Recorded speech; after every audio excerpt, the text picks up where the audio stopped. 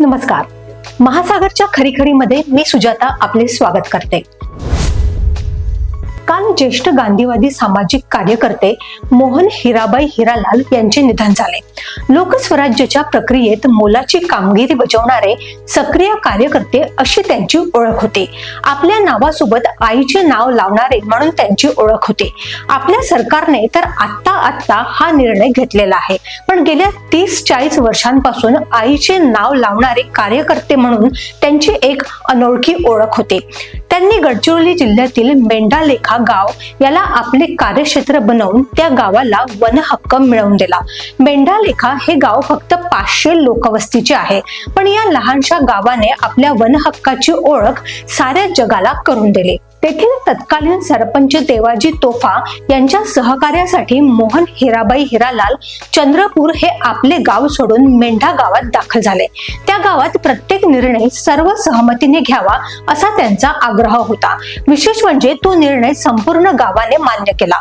ग्रामसभेला एकमताने निर्णय घेण्यासाठी आणि गावात आपल्या हक्काची जाणीव करून देण्यासाठी देवाजी तोफा यांच्या बरोबर मोहन हिराबाई हिरालाल आतापर्यंत कार्यरत होते.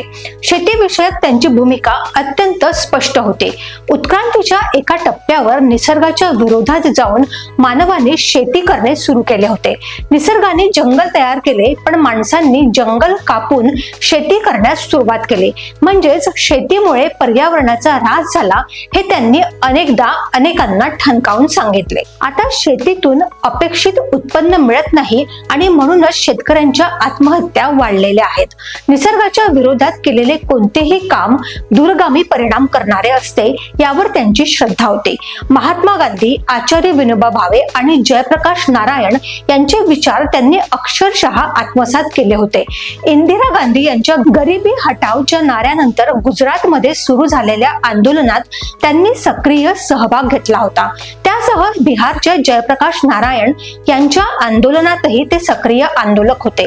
तेव्हा त्या छात्र युवा वाहिनीत काम करून मग ते जंगल आणि आदिवासी क्षेत्र यामध्ये कार्यरत झालेले होते. तसेच प्रकाश आमटे यांच्या लोकबिरादरी प्रकल्पातही त्यांचा सहभाग होता.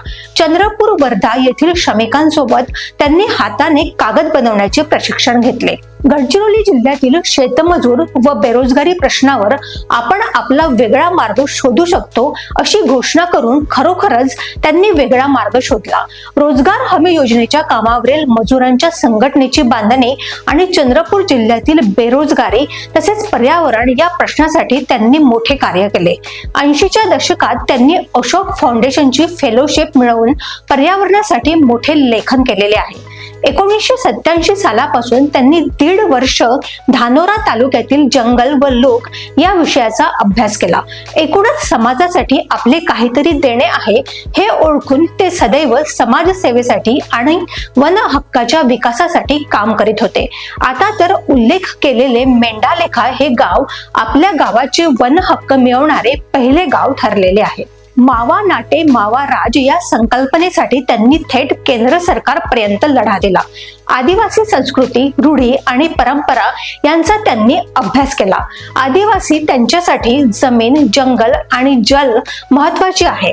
त्यामुळे वनाधिकार कायद्याचा अभ्यास करून त्यांनी जनजागृती केली आणि तत्कालीन केंद्रीय वन पर्यावरण मंत्री जयराम रमेश यांना जंगल रक्षणासाठी काय केले पाहिजे याची माहिती दिली आणि शेवटी सरकारने त्यांना त्यांच्या गावासभोवतालच्या जंगलाची मालकी प्रदान केली.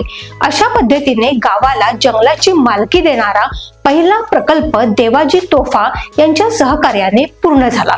एक समर्पित कार्यकर्ता म्हणून आणि वन हक्क विषयाचे लेखक म्हणून मोहन हिराबाई हिरालाल सदैव स्मरणात राहतील. या अनोख्या पर्यावरण विरास आणि अभ्यासकास आमची मनपूर्वक श्रद्धांजली.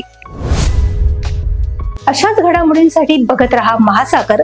अजूनही तुम्ही आमच्या चॅनलला सबस्क्राईब केलं नसेल तर लगेच सबस्क्राईब करा, लाईक करा आणि बघत रहा महासागर. नमस्कार.